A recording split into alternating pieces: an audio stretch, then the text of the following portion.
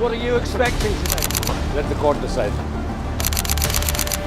विजय माल्या ने 5 जून 2025 को राज समानी के पॉडकास्ट में 4 घंटे की बातचीत में 9 साल बाद अपनी चुप्पी तोड़ी है और चौंकाने वाले खुलासे किए हैं। इस 4 घंटे के वीडियो में विजय माल्या ने क्या क्या खुलासे किए उसको हम जानेंगे।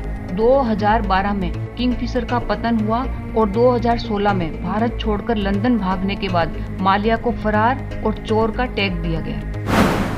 आइए उनके 10 सबसे बड़े खुलासे देखते हैं। माल्या ने इस पॉडकास्ट में सबसे बड़ा खुलासा किया, बैंकों ने उनसे 14,100 करोड़ रुपए वसूल किए हैं, जबकि किंगफिशर का कर्ज 6,203 करोड़ रुपए था।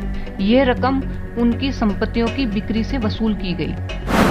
दूसरा पॉइंट उन्होंने कहा कि टीआरपी के लिए मुझे विलन बना दिया गया और मेरी कहानी किसी ने नहीं सुनी।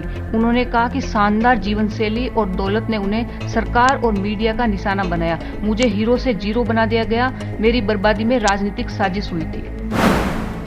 तीसरा खुलासा उन्होंने किया, किंगफिशर के डूबने की असली वजह पेट्रोल प्राइसेस का हाई होना और एविएशन टैक्स का बढ़ना, गवर्नमेंट पॉलिसीज का खराब होना।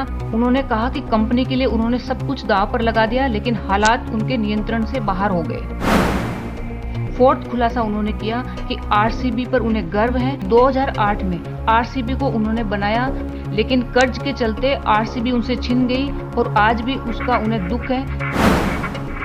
पांचवा खुलासा उन्होंने किया कि मुझे भारत में अगर निष्पक्ष ट्रायल व सम्मानजनक जीवन जीने का भरोसा मिले तो मैं लौटने के बारे में गंभीरता से सोचूंगा। सिक्स्थ खुलासा उन्होंने किया कि मैं फरार नहीं हूं और चोर तो मैं बिल्कुल भी नहीं हूं। उन्होंने कहा कि 2016 में मेरी जो लंदन की यात्रा थी वो पहले से ही फिक्स थी, लेकिन हालात ऐसे बने कि मैं वापस नहीं आ सका। सेवंथ पॉइंट, माल्या ने किंगफिशर के कर्मचारियों से दिल से माफी मांगी। उन्होंने कहा मुझे दुख है कि मेरी वजह से कर्मचारियों की नौकरी गई और उनके सम्मान को भी नुकसान हुआ। 8 पॉइंट में माल्या ने कहा कि उन्होंने किंगफिशर के लिए बैंकों को अपनी पर्सनल गारंटी दी। उन्होंने पूछा क्या कोई चोर अपनी लाइफ दांव पर लगाता है। बैंकों ने उनकी कंपनी के विजन पर भरोसा किया, उन्होंने कोई धोखा नहीं किया। 9th पॉइंट, उन्होंने कहा कि वो बिना किसी पछतावे के लंदन में जी रहे हैं, लेकिन उन्हें दुख है कि भारत में मीडिया ने उनकी छवि को गलत तरीके से पेश किया है। 10th पॉइंट, उनसे पूछा गया कि आपके साथ अन्याय हुआ है, तो माल्या ने कहा कई डिफॉल्टर्स को बैंकों से राहत मिली, लेकिन उन्हें निशाना बनाया गया।